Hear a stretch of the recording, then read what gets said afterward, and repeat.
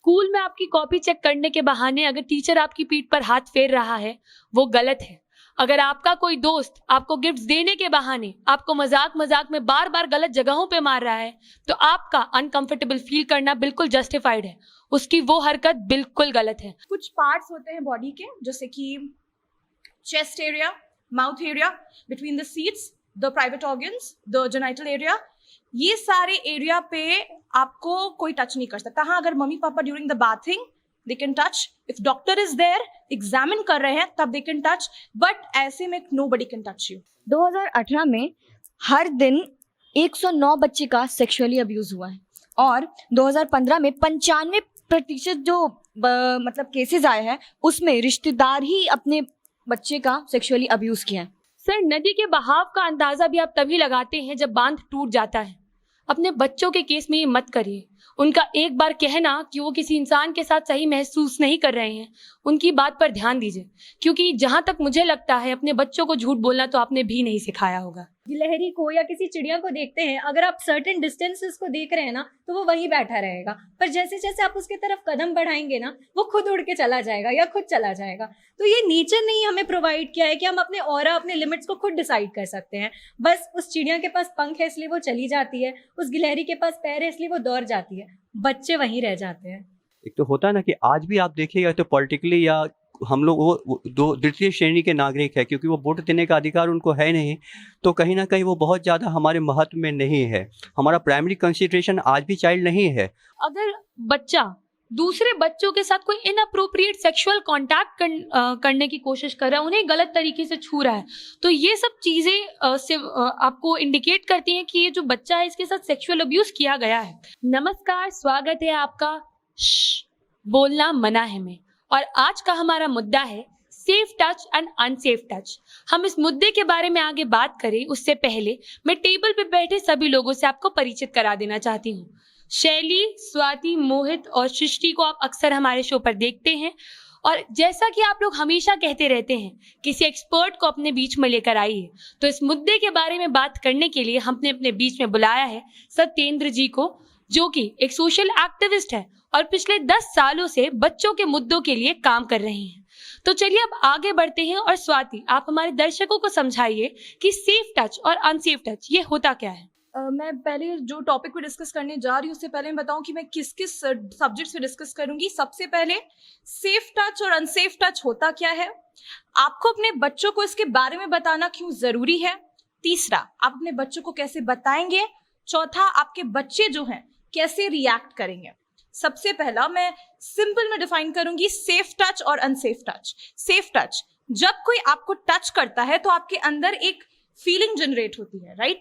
तो वो फीलिंग अगर आपको सेफ लगता है, अगर जैसे कि जब आपने कोई अच्छा काम किया, तो हमारे समाज में ऐसा ये है कि जो हमारे बड़े होते हैं घर के, वो हमारे सर पर हाथ फेरते हैं, तो वो एक टाइप का टच, सेफ टच फीलिंग होता है। तो that is a very simple definition of safe touch.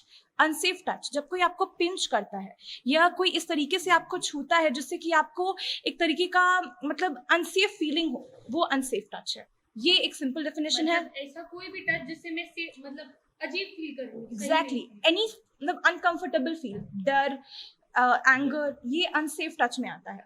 अब आपको अपने बच्चों को सेफ टच और अनसेफ टच, सिर्फ बच्चों को नहीं, हर इंसान को, मतलब मानव जाति को ही सेफ टच और अनसेफ टच के बारे में पता होना चाहिए। क्यों, तो मैं बताती हूँ। बच्चों को लेकर मैं ज्यादा बताती हूँ। आपको पता होगा कि जो बच्चा है, अगर आप उसको बोलोगे बेटा वो आग है उसके पास मत जाना वरना हाथ जल जाएगा, तो आप उसको बता दिए तो वो समझ गया।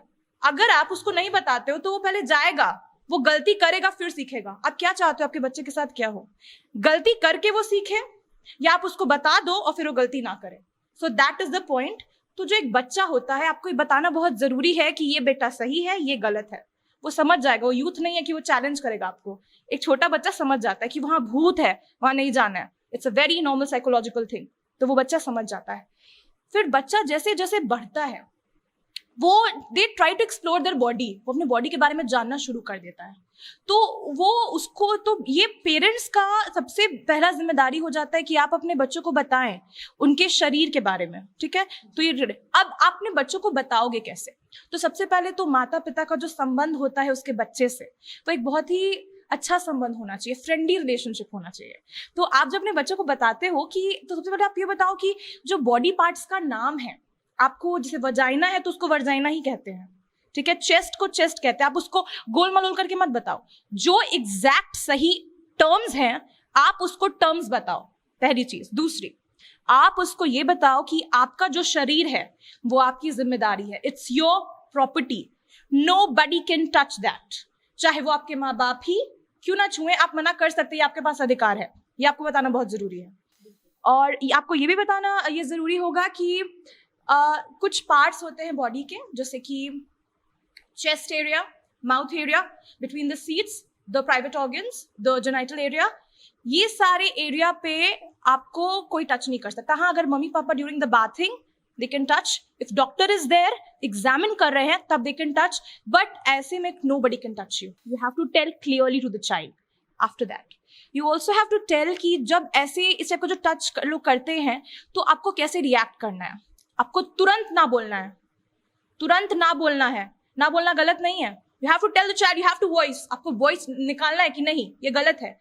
और अगर आप आसपास में देखते हो तो आपको अपने जो किसी और के साथ हो रहा है तो भी आपको बोलना है। उसके बाद आपको ये भी बताना होगा कि आपको किससे बोलना है।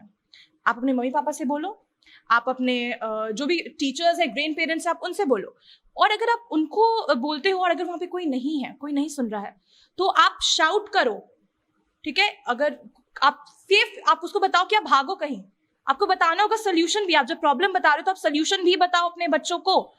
The next thing which is important is आप उसको रोल प्ले करके बताओ। इज लाइक आप उसको बोलो बेटा आप बैठो, आप उसको बोलो कि कैसे सेफ टच है और अनसेफ टच है, मतलब उसका हाथ पकड़ो एक बार, और दूसरी बार उसको हाथ पकड़ो, उसको थोड़ा रब करो। अब आप उसको बोलो परखने की सेफ टच कौन सा, अनसेफ टच कौन सा है, चलो पता करो, तो वो पता करेगा। और बच्चों का बहुत ये होता है, मतलब वो साइकोलॉजिकली बहुत क्यूरियस होते हैं जानने में कि ये क्या है, ये क्या है, तो वो सवाल पूछेंगे, आपको सवाल का जवाब देना है। आपको ऐसे, मतलब आपको ऐसे अपने बच्चों को बताना है, इस तरीके से बताना है कि वो इजी हो, सेफ हो वो बातों को समझने में, और अगर कुछ ऐसा हो रहा है या उनके पास आगे पीछे होता है तो ये कर सके, वो अलर्ट रहें। So that is a very important thing. ऐसे तो चाइल्ड अब्यूज़ एक बहुत बड़ा ब्रॉड टॉपिक है, उसमें बहुत सारी चीज़ें आती हैं। इमोशनल अब्यूज़ होता है, उसमें ह्यूमन ट्रैफिकिंग की, चाइल्ड ट्रैफिकिंग की भी बातें होती हैं। लेकिन आज के एपिसोड में हमारी प्राथमिकता है चाइल्ड सेक्सुअल अब्यूज़। तो सत्येंद्र जी, मैं चाहती हूँ कि आप हमारे दर्शकों को समझाएं कि चाइल्ड सेक्सुअल अब्यूज़ क्या होता है। हाँ, अब्यूज़ का तो बहुत सारे प्रकार है। अगर अब्यूज़ की हम बात करते हैं तो एक मेंटल अब्यूज़ भी है, बच्चों का होता है, फिजिकल अब्यूज़ भी होता है। लेकिन अगर स्पेसिफिकली हम लोग अगर सेक्सुअल अब्यूज़ की बात करते हैं तो पहले हम समझेंगे बच्चे को, कि कोई भी व्यक्ति, जो बच्चे की जो कानून में व्याख्या है कि कोई भी व्यक्ति जो 18 साल से अगर कम है तो वो बच्चा है। और बच्चों के लिए स्पेशल लॉ बना हुआ है, that is called juvenile justice act, आप लोग को जानकारी होगी। तो हम अगर स्पेसिफिक अगर हम सेक्सुअल अब्यूज़ की बात करते हैं तो हम बच्चे के साथ किसी भी तरह का अगर सेक्सुअल एक्ट करते हैं, है ना, तो ये आपका सेक्सुअल अब्यूज़ के अंदर आ जाता है। थोड़ा एक्सप्लेन कर दीजिए। आप मान लीजिए बच्चे को, जैसा कि अभी इन्होंने बता रहे थे कि बच्चों के साथ हम किसी भी तरह का उसको हम ऐसा टच करते हैं जो बच्चा आपके साथ कंफर्टेबल फील नहीं कर रहा है। अपने ग्रेटिट्यूड के लिए, अपने सेटिस्फैक्शन के लिए, सेक्सुअल सेटिस्फैक्शन के लिए आप बच्चों के साथ अगर कोई किसी तरह का एक्ट आप बच्चों के साथ कर रहे हो, आप बच्चों के साथ कोई भी ऐसा पोर्नोग्राफी आप उसको मटेरियल्स उसको आप जनरेट कर रहे हो, है ना, उसको कहीं आप एक्सप्लिट कर रहे हो, तो ये सारी चीज़ें जो हैं कहीं ना कहीं आपका चाइल्ड सेक्सुअल अब्यूज़ के अंतर्गत आती है। और इसके लिए बहुत ही स्पेशल एक्ट भी है बच्चों जो है कि जो लैंगिक अपराधों से बच्चों की सुरक्षा के लिए पॉक्सो एक्ट जो है 2012 में इनेक्ट किया है गवर्नमेंट ने। और इस एक्ट के अंदर जो है कि स्पेशलिटी यही है कि बच्चों पर्पस है जो था सरकार का, कि पहले क्या था कि आईपीसी के अंदर जो है चीज़ों को बहुत, जो निर्वाण की जो बहुत सारी चीज़ें थी या फिर एक्ट जो क्रियाएं जो थी वो उसके अंदर व्याख्या नहीं थी। तो उसमें क्या है कि पहले समझा गया कि नहीं, अगर किसी तरह का कोई लैंगिक दुर्व्यवहार होता है तो विक्टिम सिर्फ महिलाएं हो सकती है। लेकिन ये पॉक्सो एक्ट क्या है, पॉक्सो एक्ट के अंदर ये चीज़ कि जेंडर न्यूट्रल एक्ट है और इस एक्ट के अंदर है कि विक्टिम जो है एक बच्चा भी हो सकता है और एक बच्ची भी हो सकती है। तो पॉक्सो ने इसको बहुत ही अच्छे से डिफाइन किया। और साथ ही आप जब चाइल्ड एब्यूज़ की बात कर रहे हैं तो इसके अंदर कोई भी किसी भी तरह का एक्ट है तो बहुत सारी मतलब जो व्यवहार जो थे, जो सेक्सुअल जो एक्ट है वो क्या है कि कानून की परिधि में नहीं थे। तो अब इस एक्ट के आने के बाद से क्या क्या है, जो सारी चीज़ें जो अनटच थी उन सारी चीज़ों को है इसके एक्ट की परिधि में लाया गया है ना। और उसका जो ग्रेविटी, जो गंभीरता है, दुर्व्यवहार जो आप लैंगिक दुर्व्यवहार किसी बच्चे के साथ जो कर रहे हैं उस गंभीरता के हिसाब से जो है ना, ग्रेविटी के हिसाब से उसकी ग्रेडिंग की गई, उनका पनिशमेंट तय किया गया और साथ ही जो है सारी चीज़ों को तय किया गया। और इसमें एक्ट की सबसे बड़ी खास बात एक और भी है कि ये एक्ट बहुत ही स्ट्रिंजेंट लॉ है। आप बच्चों के साथ किसी भी तरह का कोई सेक्सुअल एक्ट करते हैं तो बहुत ही स्ट्रिंजेंट पनिशमेंट इज़ देयर। अभी 2019 में एक्ट में अभी अमेंडमेंट भी हुआ है, जैसा मैं बताया 2012 में ये एक्ट आया और 2019 में अभी एक्ट में अमेंडमेंट भी हुआ है, जहाँ पे सज़ा का कहीं कहीं पे जो सज़ा के जो प्रावधान थे उसमें थोड़े बदलाव किए गए हैं, है ना, और उसको और भी बढ़ाया गया है। तो ये जो है कि आपका ये सारी चीज़ें हैं जो पॉक्सो के अंदर है। पॉक्सो के अंदर स्पेशल कोर्ट की बात है और जो विक्टिम है उनका इन कैमरा ट्रायल की बात है। इन कैमरा ट्रायल की बात है कि जो भी बच्चा होगा, जो भी विक्टिम होगा, उनको आपको अलग से बात करना है ना। जहां बच्चा अपने आप को कंफर्टेबल फील कर रहा है आपको वहां पे बच्चों के साथ बात करना है। बच्चों को आप जिस भाषा में बच्चे कंफर्टेबल हैं उस भाषा का आपको के लिए ट्रांसलेटर को आपको साथ में रखना है। बच्चा जिसके साथ कंफर्टेबल फील कर रहा है वैसे व्यक्ति को आपको साथ में रखना है। स्पेशल कोर्ट की बात है ना। स्पेशल कोर्ट के में स्पेशल जज होंगे और जज जो होंगे वो प्रेफरेबली जो है कि वुमेन होंगी, महिला होगी, है ना। तो महिला को मतलब लाने का मतलब जज को रखने का पीछे जो कारण है कि भाई महिला थोड़ा ज़्यादा सेंसिटिव होती है मुद्दों पे, है ना, ऐसा सोच है। लेकिन ये कोई लीगल कंपल्शन नहीं है कि जो जज होंगी वो महिला ही होंगी। तो ये सारी चीज़ें जो है पॉक्सो के अंदर है। पॉक्सो की दूसरी बात एक चीज़ और भी है। अब जब हम लोग बात कर रहे हैं चाइल्ड सेक्सुअल एब्यूज़ की बात कर रहे हैं तो लॉ को समझना बहुत ही ज़रूरी है। यहाँ पे रिपोर्टिंग को मैंडेटरी कर दिया गया है। अगर बच्चे के साथ किसी भी तरह का लैंगिक दुर्व्यवहार हो रहा है या बच्चे के साथ किसी तरह की कोई घटना हो रही है तो आपको इसको रिपोर्ट करना है, पुलिस को रिपोर्ट करना है या फिर जो कंसर्न अथॉरिटी है उनको आपको रिपोर्ट करना है। दूसरी बात कि अगर आप रिपोर्ट नहीं करते हैं तो क्या, है ना, बहुत लोग होते हैं भाई घटना हो रही है, परिवार में है या समाज के लोग हैं उसको देख रहे हैं लेकिन किसी को बता नहीं रहे हैं। तो क्या है, अब एक्ट के अंदर इस चीज़ को भी एक्सप्लेन कर दिया गया कि if you are not reported about the incident तो it shall be regarded as a offence and there is a punishment, है ना, कि आप अगर नहीं रिपोर्ट करते हो तो ये भी है ना एक ऑफेंस रिगार्ड की होगा, है ना। तो ये सारी चीज़ें हैं पॉक्सो के अंदर। विक्टिम के कंपनसेशन की बात है जो कोर्ट डिसाइड करेगा। आपको विक्टिम को जो है कि आपको इंटरिम कंपनसेशन देना है। पुलिस को जैसे ही घटना के बारे में कोई सूचना मिलती है 24 आवर्स के अंदर जो है कि बच्चे का उसका एफआईआर आपको लॉस करना है। एफआईआर लॉस करने के बाद से तुरंत बच्चे का मेडिकल वगैरह जो सारी चीज़ें उसको इंश्योर करना है। सपोज कई बार ऐसा होता है कि हम देखते हैं चाइल्ड एब्यूज़ की जब बात कर रहे हैं तो घटनाएं हम देखेंगे कि हमारे परिवार के अंदर भी बहुत बच्चों के साथ घटनाएं बहुत ज़्यादा होती है। बाहर तो समाज में तो हो ही रही है लेकिन आप पाएंगे कि परिवार के अंदर भी है ना बच्चे विक्टिम होते हैं। ओके, सो तो क्या है कि ऐसी स्थिति में मान लीजिए किसी बच्चे के साथ घटना हुई और वो बच्चा परिवार के अंदर जो परपेट्रेटर्स है वो अपना कोई फैमिली का मेंबर है, फादर है, अंकल है ना। तो क्या, तो उस स्थिति में क्या है कि आपको CWC है, बाल कल्याण समिति है, चाइल्ड वेलफेयर कमेटी है जो हर डिस्ट्रिक्ट में काम करती है और बाल कल्याण समिति जो है कि उनको जिले में जो है कि बच्चों के बारे में कोई भी निर्णय लेने का अधिकार है। And child welfare committee is having ultimate power for taking any decision against children who is CNCP। तो वैसे बच्चों को परिवार में तो नहीं रख सकते। तो उस स्थिति में क्या है कि पुलिस को तुरंत उस बच्चे को है कि आपको प्रोड्यूस करना होगा कमेटी को।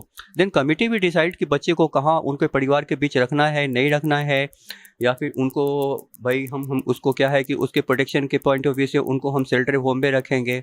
उनको सपोर्ट पर्सन प्रोवाइड करने का काम भी जो है कि ये CWC को इंश्योर करना है। तो ये सारी बातें हैं जो कि चाइल्ड प्रोटेक्शन और चाइल्ड आपका एब्यूज़ जो आपकी बात जो है सौम्या उसके अंदर ही सारे उसके रेडियस में आती है। तो चलिए सृष्टि, अब मैं आपसे जानना चाहती हूँ कि हमारे देश में चाइल्ड अब्यूज से जुड़े कितने केसेस आते हैं, क्या डेटा है हमारे पास अवेलेबल? सबसे पहले तो ये बताना चाहेंगे कि भारत में हर 15 मिनट एक बच्चे का सेक्सुअली अब्यूज होता है। अगर एनसीआरबी के डेटा के मुताबिक बताए तो 2017 में 32,608 केस आया था चाइल्ड अब्यूज का। 2018 में 39,827 केसेस आया था। और जो हाईएस्ट रेट है ये चाइल्ड अब्यूज का वो महाराष्ट्र, उत्तर प्रदेश और तमिलनाडु में है। 2018 में हर दिन 109 बच्चे का सेक्सुअली अब्यूज हुआ है और 2015 में 95% जो मतलब केसेस आए हैं उसमें रिश्तेदार ही अपने बच्चे का सेक्सुअली अब्यूज किया है। और मुजफ्फरपुर शेल्टर होम में जो कांड हुआ था उसके बारे में तो हर कोई वाकिफ है उससे, और एक बहुत बड़ा रीजन वही है इस टॉपिक को यहाँ पे लाने के लिए सबके सामने। मैं यहाँ एक चीज़ करेक्ट कर देना चाहती हूँ कि सिर्फ मुजफ्फरपुर शेल्टर होम ही वो केस नहीं है जिसकी वजह से आज का एपिसोड इंस्पायर्ड है। सृष्टि ने अभी जैसा डेटा बताया तो चाइल्ड अब्यूज के केसेस इतने ज़्यादा आते हैं, इसीलिए हमारी टीम इस केस को यहाँ लेकर आई है। आज का एपिसोड किसी भी पर्टिकुलर मुद्दे से इंस्पायर्ड नहीं है। अब मोहित, मैं आपसे जानना चाहती हूँ कि हमारे देश में इस चीज़ को लेकर, चाइल्ड अब्यूज को लेकर क्या क्या लॉज हैं? सबसे पहले तो सर ने पॉस्को एक्ट का जिक्र कर दिया, और पॉस्को एक्ट ही बेसिकली जो बच्चों संबंधित जो कानून है कि बच्चों के दुष्कर्म या शारीरिक शोषण के बचाव के लिए जो है वो बेसिकली पॉस्को ही है। इसके पहले एक भारतीय दंड संहिता 1860 है हमारे पास, जिसमें जिक्र किया गया था कि बच्चा कौन है या फिर किसके पास ये राइट है कि हाँ वो अपने मर्जी से शारीरिक संबंध बना सकता है। तो 1860 के पहले भारत में ऐसा कानून था कि 16 साल के बाद ये परमिशन मिल जाती थी कि हम अपने मन से शारीरिक संबंध बना सकते हैं, हमारा अधिकार हो सकता है। लेकिन 1860 में इसको चेंज करके 18 साल किया गया। और इस समय मैं एक चीज करेक्ट कर दूं कि अगर 18 साल से छोटा कोई बच्चा है, बच्ची है, जो भी है, अगर वह शारीरिक संबंध बनाता भी है, वो कहता है मेरी अपनी मर्जी से है, उसके बावजूद उसे रेप ही माना जाएगा। ये हमारा कानून कहता है, क्योंकि 18 साल से जब छोटा का जो उम्र है उसे हम बच्चा मानते हैं, तो फिर उसकी मर्जी ना मर्जी का कोई मायने रहता नहीं है कि उसकी मर्जी है कि, क्योंकि वो समझता नहीं है चीजों को। इसके बाद मैं जिक्र करना चाहूंगा यूएनआरसी का जो 1989 में बच्चों के संबंध में एक कॉन्फ्रेंस हुआ था, वहां पे कन्वोकेशन हुआ था, उसमें सारी चीजों का जिक्र किया गया था। उसमें भी ये सारी चीजें था कि प्रत्येक बच्चा जो 18 वर्ष से कम है उसके पास अपने शारीरिक सुरक्षा का, कि वो यौन शोषण से बचा रहे, इसका पूरा अधिकार है। और इसमें कई सारे ऐसे चीज़ों का भी जिक्र किया गया था, जिसमें कहा गया था कि जो भी देश जो जहाँ पे ये जो संस्थाएं काम कर रही है उसके यहाँ चीज़ लागू होनी चाहिए। इसके अलावा तो रेप को लेके हमारे यहाँ बहुत सारे कानून हैं, लेकिन बच्चों पे हम बेसिकली बात कर रहे हैं, तो बच्चों में यही पॉस्को और फिर एक मैंने भारतीय दंड संहिता का बता दिया कि उसमें चेंज क्या हुए थे 1860 में। जी सत्येंद्र जी, मैं आपसे जानना चाहती हूँ कि आप इतने सालों से बच्चों के लिए काम कर रहे हैं, तो आपने ऐसे कोई केसेस देखे जो आपको लगता है कि लोगों को पता होना जरूरी है, जिनके बारे में लोगों को जानकारी होनी चाहिए कि ऐसी ऐसी चीजें भी होती हैं हमारे समाज में? देखिए, मैं काफ़ी लंबे समय से जो है कि एक चाइल्ड राइट्स एक्टिविस्ट के रूप में बच्चों के मुद्दे के साथ जुड़ा हुआ रहा हूँ, और एक बालसखा ऑर्गेनाइजेशन है, संस्था है, जो करीब 3 दशकों से ज़्यादा समय से जो है कि चाइल्ड प्रोटेक्शन पे काम कर रही है। और बच्चों से जुड़ा हुआ जो भी मामला है या जो भी मुद्दे हैं वो काफ़ी संवेदनशील है। तो ये बालसखा ऑर्गेनाइजेशन जो है कि आपका 1986 के बाद से जो है कि इन्होंने ऑर्गेनाइजेशन अस्तित्व में आई, और सनत कुमार सिन्हा जो है कि इसके फाउंडर मेंबर है ना। सो ये सनत कुमार सिन्हा आपका बहुत बड़ा एक कंट्रीब्यूशन रहा है सनत कुमार सिन्हा का, है ना, चाइल्ड प्रोटेक्शन के क्षेत्र में। तो उन्होंने क्या है कि एक सारे होम्स का, जहाँ पे उस समय सारे होम्स का सर्वे किया था। तो सर्वे के दौरान उन्होंने पाया जहाँ पे बच्चे रहते थे, है ना, तो वहाँ पे उन्होंने देखा कि बच्चे की स्थिति बहुत ही दयनीय है, बहुत ही पैथेटिक कंडीशन में बच्चे हैं, और बहुत ही मतलब एक है ना कि द्वितीयात्मक प्राथमिकता है। एक तो होता है ना कि आज भी आप देखिएगा तो पॉलिटिकली या हम लोग वो दो द्वितीय श्रेणी के नागरिक है, क्योंकि वो वोट देने का अधिकार उनको है नहीं, तो कहीं ना कहीं वो बहुत ज़्यादा हमारे महत्व में नहीं है। हमारा प्राइमरी कंसिडरेशन आज भी चाइल्ड नहीं है, वो सेकेंडरी कंसिडरेशन ही हमारा चाइल्ड है। जबकि हमारे नेशन के लिए, वो हमारे फ्यूचर नेशन के लिए वो हमारे एसेट है ना, कल के वो नागरिक है, लेकिन फिर भी वो आज भी वो सेकेंडरी कंसिडरेशन है, क्योंकि वो 18 साल का नहीं है। अगर 18 साल का हो जाता तो हो सकता है कि उनके लिए बहुत सारी बातें होती, है ना। लेकिन हमारे बिहार में ऐसा नहीं है। बिहार की स्थिति जो है चाइल्ड प्रोटेक्शन की अगर हम बात करें तो बिहार की स्थिति काफ़ी अच्छी है। यहाँ पे स्टेट ने काफ़ी कुछ किया है बड़े पैमाने पे। अभी ACPS के द्वारा जो है कि लोगों की नियुक्तियाँ हुई हैं, है ना। चाइल्ड प्रोटेक्शन सिस्टम को भले ही आपका मुजफ्फरपुर का घटना एक अपवाद हो सकता है, लेकिन अगर हम दूसरे राज्यों की अपेक्षा अगर बिहार की अगर बात करें तो बहुत ही मतलब बिहार की स्थिति काफ़ी मतलब अच्छी है। मैं क्योंकि खुद इस सिस्टम को नज़दीक से देख रहा हूँ, है ना, विश्लेषण कर रहा हूँ, तो मेरा ये अपना अनुभव है। तो मैं थोड़ा डाइवर्ट कर गया। तो मैं बता रहा था ऑर्गेनाइजेशन जो है कि मैं जिसके साथ मैं करीब 10 सालों तक काम किया, तो जर्नी जो है कि शुरू हुई उसी समय जब होम का थोड़ा कंडीशन को देखा कि बहुत ही पैथेटिक है, तो उन्होंने एक PIL किया। इस PIL का जो है कि रिजल्ट ये रहा कि 10,000 बच्चों के जो केसेस थे उनको हाईकोर्ट ने क्वेश्चन कर दिया, वो ख़त्म हो गया। उसके बाद से जो है कि बालसखा की जर्नी वहाँ से जो है कि पूरी तरह से शुरू हुई। ऑर्गेनाइजेशन का बाकायदा रजिस्ट्रेशन हुआ सोसाइटी एक्ट के तहत। रजिस्ट्रेशन होने के बाद जो है कि बहुत सारे मुद्दे हैं, है ना, जिसका समायोजन जो है कि उद्देश्यों के साथ जो है कि सनत कुमार सिन्हा ने किया। एक टीम भी खड़ी हुई और उन्होंने कहीं ना कहीं उनको लगा कि समाज के अंदर अब इस चीज़ को कहीं ना कहीं एक आंदोलन जो है कि बनाना होगा, अदरवाइज तभी बच्चों को न्याय मिल पाएगा। तो बालसखा की जो आइडियोलॉजी है जिस पे बालसखा काम कर रही है, वो आइडियोलॉजी ये है कि भाई बच्चा के प्रति जो है कि समाज का हर वर्ग जो है कि वो संवेदनशील हो, हर वर्ग के लोग सोचे। क्योंकि हम जो है आज भी बच्चों के प्रति बहुत ज़्यादा, अगर हमारा बच्चा है तो हम अपने बच्चों के प्रति तो बहुत संवेदनशील है, लेकिन ऐसे बच्चे जो समाज में हैं और उनका कोई देखभाल करने वाला नहीं है, अगर वो विदाउट पेरेंट है या परिस्थितियों का शिकार है, तो कोई उनका, हाँ एकदम बिल्कुल स्वागत है, हाँ, तो कोई है तो नहीं है। तो अब इसके लिए क्या होगा कि भाई क्या है कि समाज के लोगों को जागरूक करना बहुत ही ज़रूरी है। सर, आपको तो एक लंबा अनुभव है इस क्षेत्र में काम करने का। मैं बस ये पूछना चाहता हूँ कि मान लीजिए कि जैसे मुजफ्फरपुर जो बालिका गृह कांड था, या फिर अगर मान लीजिए कि मुजफ्फरपुर बालिका गृह कांड को हम छोड़ दें, तो जिस दिन वो पकड़ा गया उस दिन हमें पता चला कि वो हो रहा है, उसके पहले से वो होता रहा था। हो सकता है और भी बिहार में ऐसे कई सारी चीज़ें हमें नहीं पता हो, समय के साथ आगे पता चले। तो क्या कहीं ना कहीं एक जो मान लीजिए कि मुजफ्फरपुर बालिका कांड में सरकार के जो आदमी थे, इन लोगों का नाम आया, अभी बेल पे बाहर भी है मंत्री साहिबा, तो ऐसे लोगों का क्या कहीं राजनीतिक दबाव, एक तरह से आप जैसे संस्था जो काम करते हैं इनके लिए, तो कहीं ना कहीं राजनीतिक दबाव होता है कई बार। मैं पूछना चाहता हूँ कि आप बताइए आपका राय क्या है इस पे, मतलब कि राजनीति के चलते कहीं इधर उधर होता है मामला। नहीं, राजनीतिक दबाव की बात देखिए, इस मुद्दे पे ये जो है ना कि अभी सारी चीज़ें अभी चल रही है। सरकार जो है कि सारा सरकार का प्रयास का ही प्रतिफल है ना। जो भी ऑडिट वगैरह हुए वो सरकार के द्वारा ही कराया गए हैं, ठीक है।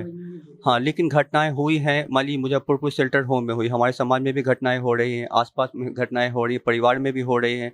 तो हमको उसको थोड़ा सा एक अलग नज़रिए से हम लोग एकदम से नहीं देखे, ठीक है, क्योंकि बिहार में बहुत बड़ा राज्य है बिहार, और बहुत सारे शेल्टर होम हैं यहाँ पे, ठीक है। और एक वो शेल्टर होम था, वहाँ इस तरह की घटना हुई, है ना। तो जांच चल रही है और जो भी लोग हैं शायद सजा भी का मतलब कुछ दिन पहले, है ना, उनको सजा ये भी हुआ है। तो सारी चीज़ें चल रही है, ऐसा नहीं है कि कहीं से कोई दबाव है। और जब CBI इंक्वायरी चल रही है तो फिर दबाव की बात हम करना थोड़ा अजीब लगता है ना।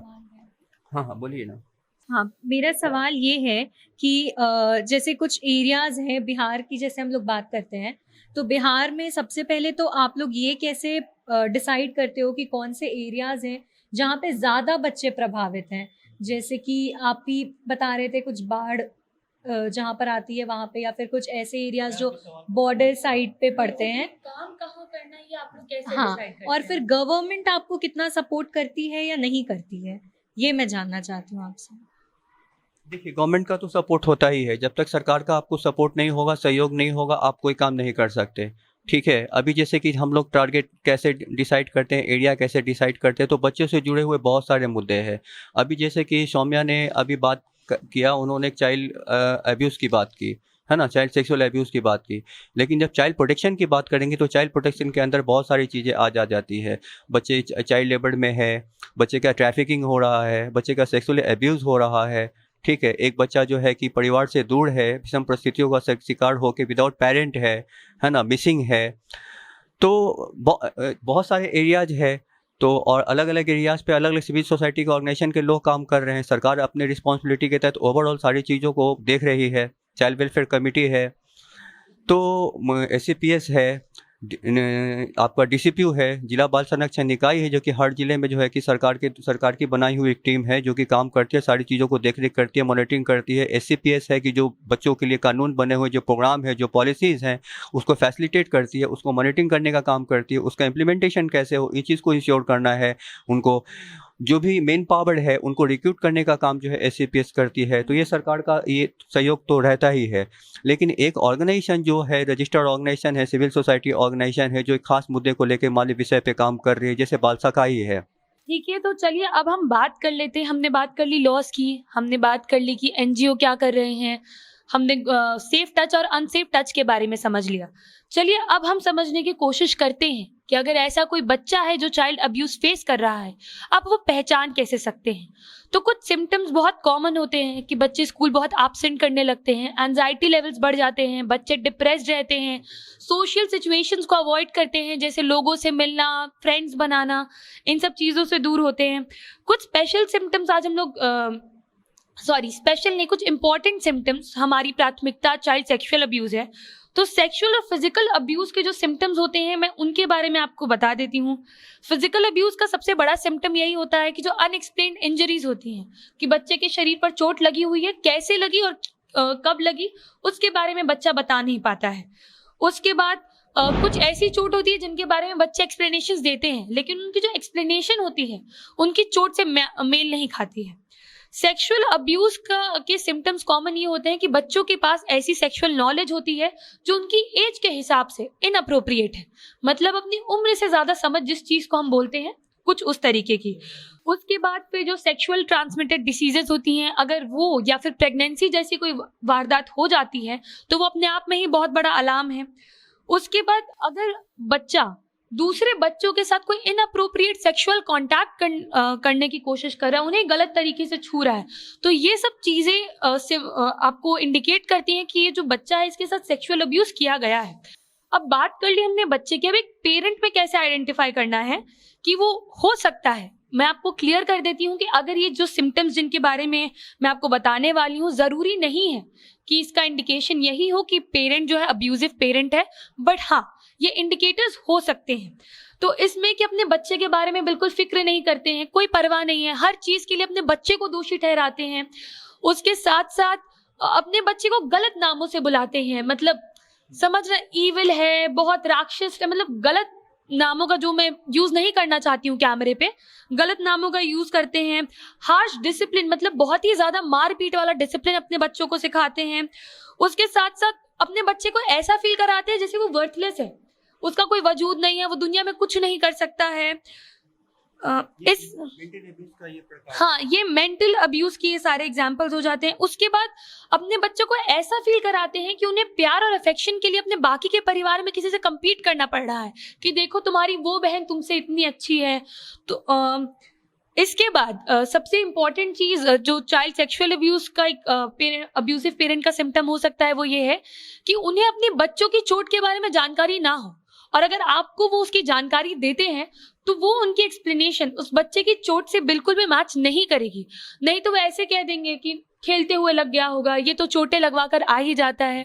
तो ये सारे कुछ अलार्मिंग सिम्टम्स होते हैं जो आपको ये बता सकते हैं कि वो जो उनका जो बच्चा है वो हो सकता है कि अब्यूज झेल रहा हो, या वो खुद एक अब्यूजिव पेरेंट है। हाँ, मैं माइक और शैली में चाहती हूँ कि आप इस बारे में भी बताएं कि जब एक बच्चा अब्यूज फेस करता है तो उसके बाद की उसकी लाइफ पे उसका क्या इम्पैक्ट रह जाता है।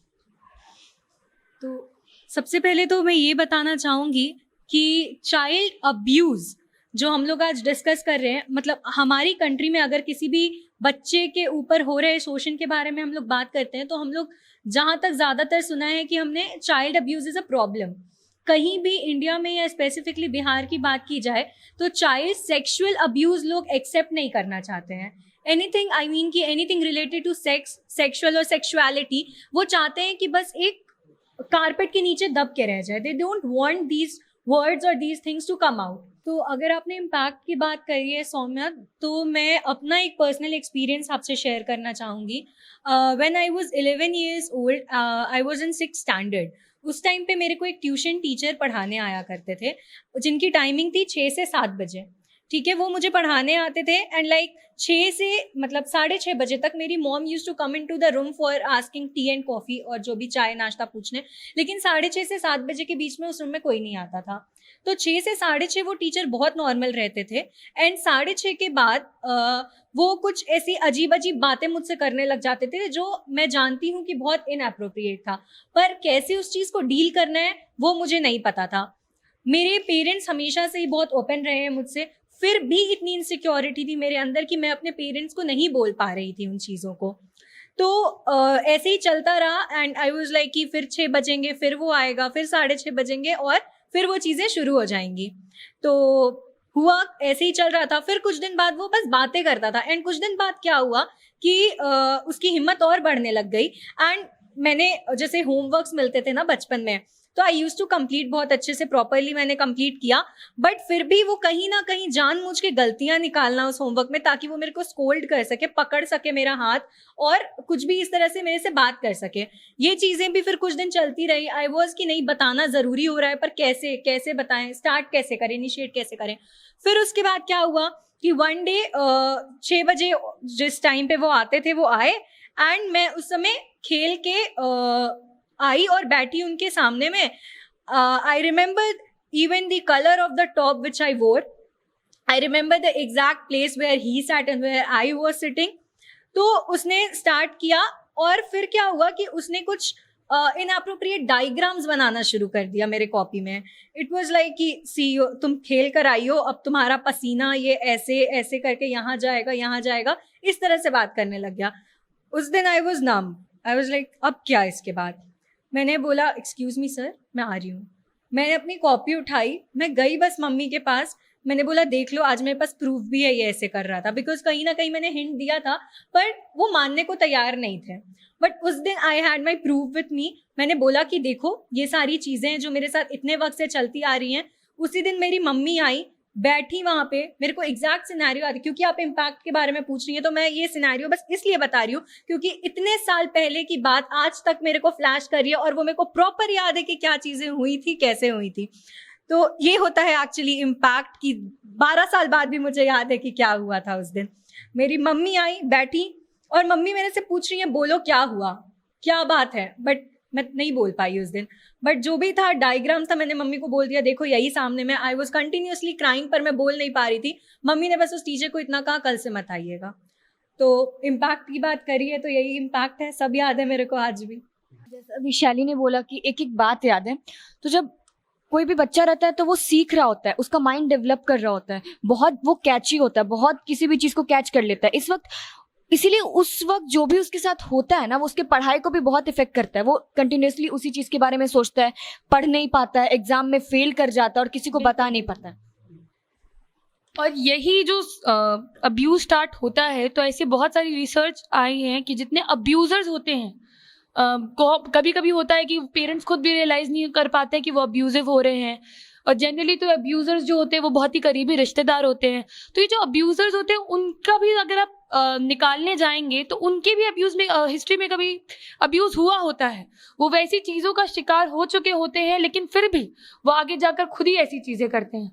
तो जैसा कि स्वाति ने जी मेरा क्वेश्चन एक्चुअली सर आपसे था कि जैसे हम लोग अब्यूजर्स की बात कर रहे हैं, तो मेरा क्वेश्चन ये है कि जैसे कोई भी बच्चा होता है या कोई भी अब्यूज़र होता है, तो वो ऐसा तो नहीं है कि किसी भी बच्चे को कोई भी मिल गया सामने तो उसको टारगेट कर दिया. वो भी तो अपना एक टारगेट सेट करता है कि नहीं ये बच्चा एक इजी टारगेट है, इसको हम एक्सप्लॉइट कर सकते हैं या इसको अब्यूज़ कर सकते हैं.